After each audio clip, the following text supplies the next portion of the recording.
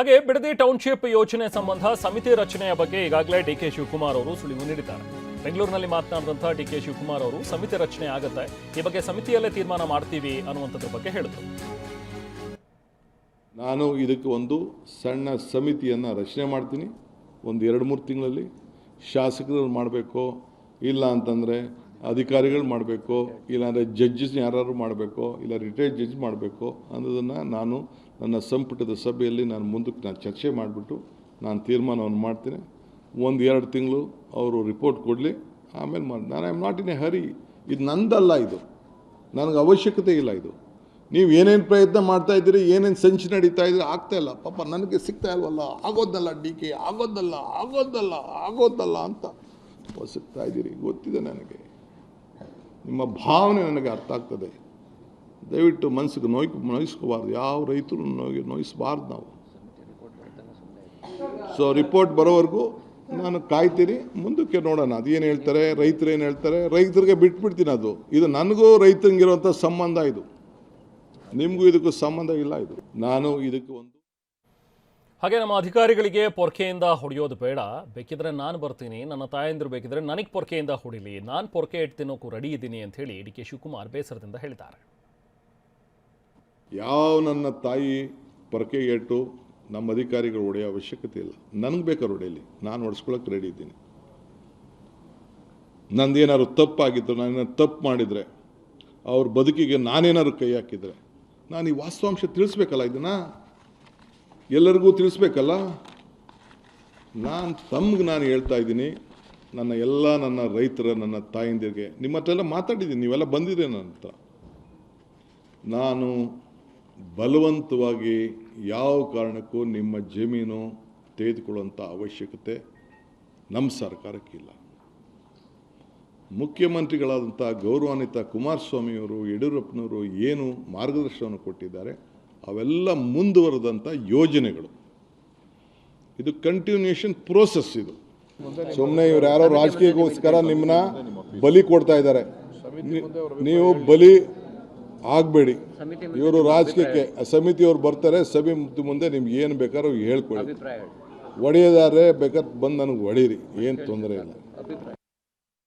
ಇನ್ನು ನನ್ನನ್ನು ಜೈಲಿಗೆ ಕಳಿಸೋದಕ್ಕೆ ಕೆಲವರು ಪ್ರಯತ್ನ ಮಾಡ್ತಾ ಇದ್ದಾರೆ. ನಾನು CM ಆಗಿದ್ದು ಕೆಲವರಿಗೆ ತಡ್ಕೊಳಕ್ಕಾಗ್ತಾ ಇಲ್ಲ ಅಂತಲೂ ಕೂಡ CM ಡಿ ಕೆ ಶಿವಕುಮಾರ್ ಅವರು ಆಕ್ರೋಶ ವ್ಯಕ್ತಪಡಿಸಿದ್ರು. ನಾನು CM ಆಗಿದ್ದಕ್ಕೆ ಕೆಲವರು ನಿದ್ದೆನೇ ಮಾಡ್ತಾ ಇಲ್ಲ, ನಿಮ್ಮ ಪ್ರಯತ್ನಕ್ಕೆ, ನಿಮ್ಮ ನಿರ್ಧಾರಕ್ಕೆ ನಾನು ಸ್ವಾಗತ ಮಾಡ್ತೀನಿ, ಒಳ್ಳೆಯದಾಗಲಿ ಅಂತ ಕೂಡ ಹೇಳಿದ್ರು. ಜೈಲಿಗೆ ಕಳಿಸುವಂಥ ಸಮೀಪ ಬರ್ತಾ ಇದೆ, ರೆಡಿ ಇದ್ದೀನಿ ಕುಮಾರಣ್ಣ.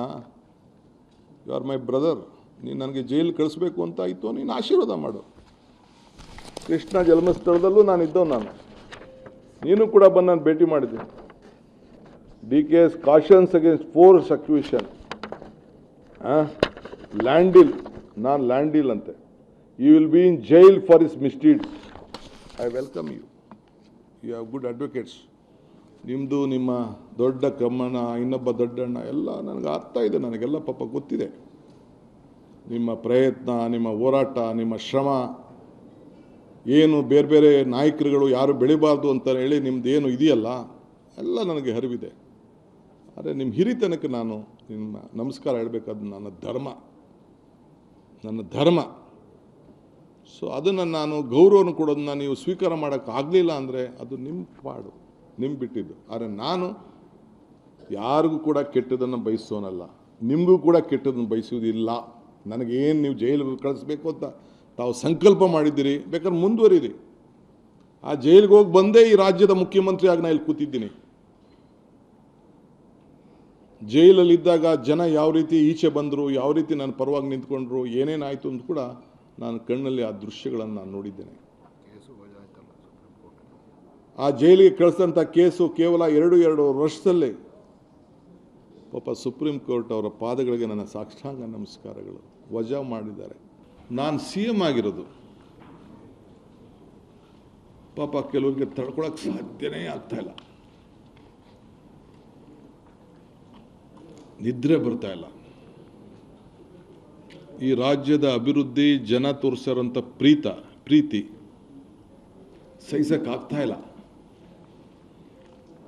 ನನ್ನ ಜೈಲಿಗೆ ಕಳಿಸ್ಬೇಕು, ಜೈಲಿಗೆ ಹೋಗೋದಕ್ಕೆ ಎಷ್ಟು ವರ್ಷಗಳಿಂದ ಸಂಚುಗಳು ನಡೀತು ಅನ್ನೋದು ಕೂಡ ನಾನು ಇನ್ನೊಂದು ದಿನ ನಿಮಗೆ ವಿವರಿಸಿ ನಾನು ತಿಳಿಸ್ತಾ ಇದ್ದೇನೆ.